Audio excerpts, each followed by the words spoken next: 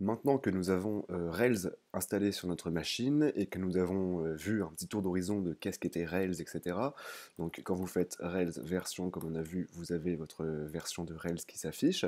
Si tout se passe bien, si vous avez pu installer Rails, c'est que normalement vous avez bien une version de Ruby correcte. On va créer euh, un projet Rails.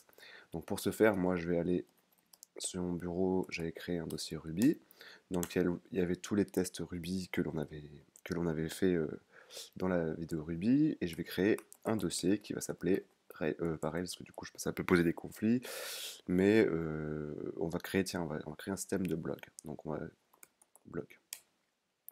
Je vais me positionner dedans, voilà. Et qu'est-ce que l'on va faire? On va faire une commande qui va nous permettre d'initialiser un projet Rails. Pour ce faire, on fait Rails new et le nom du projet. Donc là, on va l'appeler blog. Donc on voit que ça tourne, ça mouline, et c'est en train de nous installer tout ce que l'on a besoin. Donc à la fois des gemmes, etc.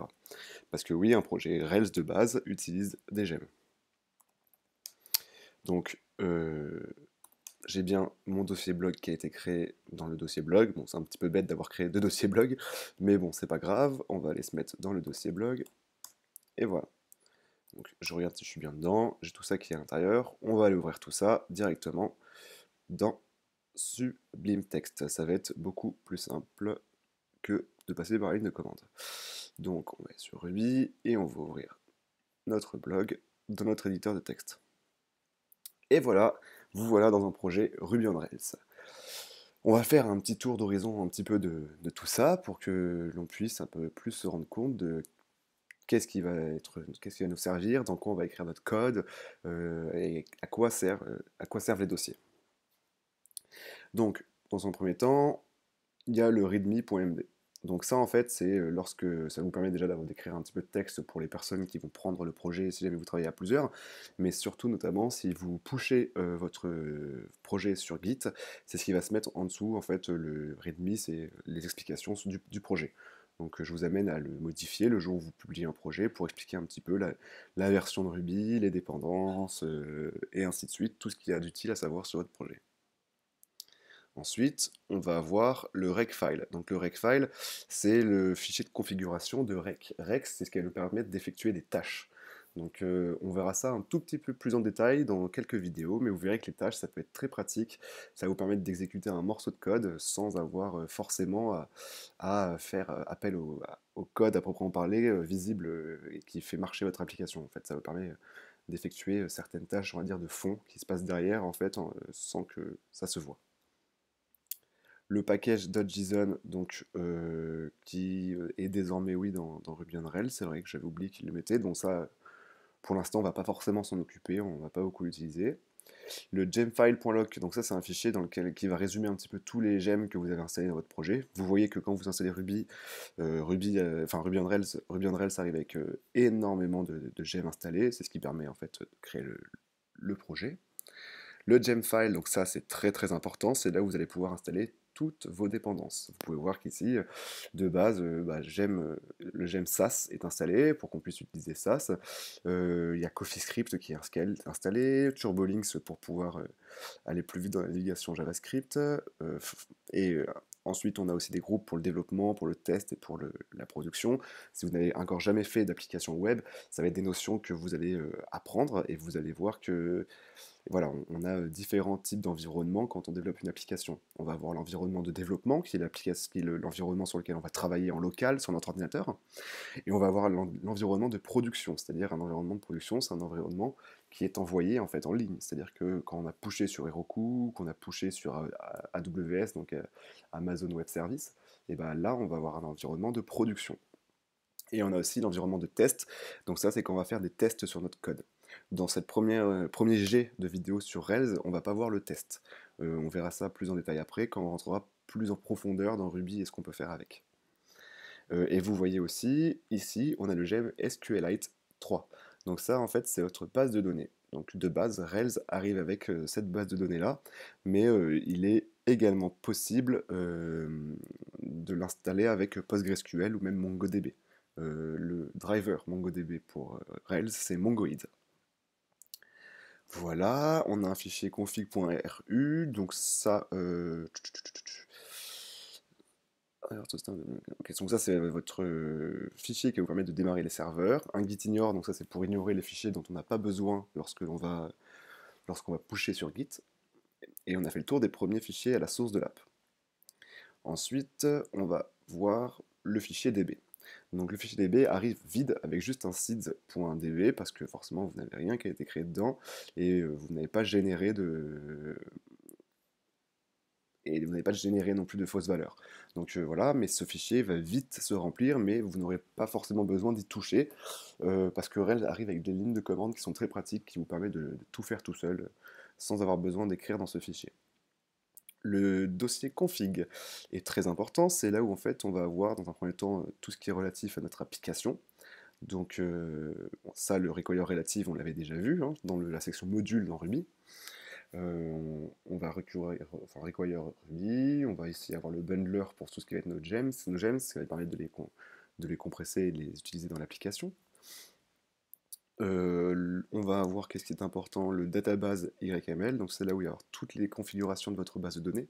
C'est-à-dire que si un jour vous faites un changement de base de données, c'est dans ce fichier-là qu'il faudra faire les modifications, à savoir la base de données qu'on va l'utiliser, etc. Les environnements, donc ça c'est, comme je vous ai dit, les environnements production, test, développement et ainsi de suite. On a le route RB, alors ça va nous permettre d'écrire les routes de notre application. Qu'est-ce qu'une route?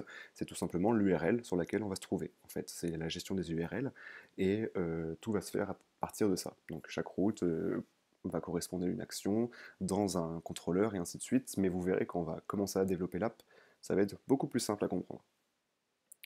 Là, on a des keys, des secret keys et ainsi de suite. Enfin, vous voyez que le dossier arrive avec plein de choses.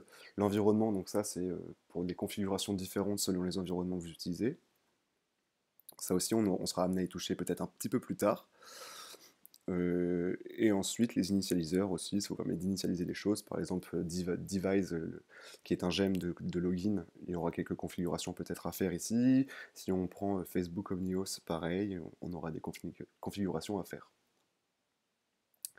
Donc voilà, le bin ici, ça va être principalement des lignes de commande, donc ça on va pas y toucher, sauf si vous voulez rajouter vos propres lignes de commande à effectuer avec Rails. Mais si vous êtes débutant, pour l'instant, on va s'en tenir aux bases. Ensuite, on a le dossier lib dans lequel on va avoir ici des assets. Et les tasks, donc comme je vous avais dit, ça va être les tâches de fond qu'on va pouvoir effectuer avec les commandes rec. Donc ça aussi, on verra ça un tout petit peu plus tard. Le dossier public, donc ça c'est, vous pouvez mettre des images dedans, vous pouvez mettre des fichiers HTML comme vous voyez, le robot TXT pour le SEO, donc le public, voilà. Et enfin le TMP, là pour l'instant il ne prend que le cache. Donc je vous invite à regarder ce que c'est le cache, ça va nous être très pratique aussi à certains moments, si on va voir ça plus en détail. Et le dossier principal, c'est le dossier app. Donc le dossier app, c'est là où en fait on a notre réel MVC, avec le modèle qui est ici, la vue qui sont ici, et les contrôleurs qui sont ici. On a également un dossier assets avec ici nos images, notre JavaScript et notre style. On a ici les channels, donc ça va être assez pratique si on utilise Action Cable, donc qui va nous permettre en fait d'utiliser des sockets avec Ruby.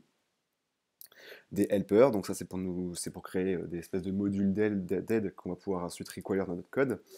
Et les modèles, enfin les mailers pour tout ce qui va être les mails, et les modèles, ça va nous permettre de structurer nos données et de gérer nos tables dans la base de données. Donc, la première chose que l'on va faire, c'est, après ce tour d'horizon, c'est qu'on va mettre en marche Rails. Donc, on va lancer un serveur, et pour lancer un serveur sur Ruby on Rails, c'est très simple, on écrit Rails S, tout simplement. Et vous voyez ici que, bon, faut pas faire attention à mes erreurs ici, c'est que moi j'ai un problème de management des versions, donc il faudra que je le règle assez rapidement. Donc, vous voyez qu'on a ici un serveur qui s'est lancé, et qui est sur le HTTP localhost 3000. Donc ce qu'on va faire, c'est qu'on va ouvrir ça. Donc c'est pas 300, c'est 3000, j'ai mal copié-collé. Et voilà, vous venez de lancer votre première application Ruby on Rails. Je pense que ce qui peut être assez sympa à faire maintenant pour terminer cette première vidéo avec un premier tour d'horizon et une première manipulation sur Rails, c'est de créer votre première route, votre premier contrôleur et votre première vue afin de mettre un petit peu la main à la pâte. Donc qu'est-ce qu'on va faire? On va créer un nouveau contrôleur dans un premier temps. Pour ce faire, dans le dossier contrôleur, je vais créer un nouveau fichier que je vais appeler home controller.rb. Donc vos contrôleurs s'écrivent tout le temps comme ça. Généralement c'est le nom du contrôleur, underscore contrôleur, tout en minuscule. Et généralement on met le nom du contrôleur ici avec un S. Mais là, vu que c'est une page d'accueil, j'ai juste mis home sans S. Ensuite, à l'intérieur, on va créer une classe. Donc ça, les classes, on a vu ça dans le tuto Ruby. Et du coup, on est en train de voir comment on va les mettre en œuvre tout de suite dans Ruby on Rails. Donc la classe, par contre, elle va être écrite comme ceci, avec le tout attaché, contrôleur avec un C majuscule et le nom du contrôleur avec une majuscule. Et cette classe va être étendue de application contrôleur. Donc application controller, c'est cette classe-là. Et en fait, ce que l'on veut, c'est que généralement, presque la quasi-totalité de nos classes, de nos contrôleurs dans Ruby on Rails seront en extend de application controller. Donc on écrira de cette manière presque à chaque fois. Et on écrit N pour terminer, enfin pour clore notre classe. Voilà, ça jusqu'à là, si vous avez suivi un petit peu le tuto Ruby sur les classes, vous n'êtes pas perdu.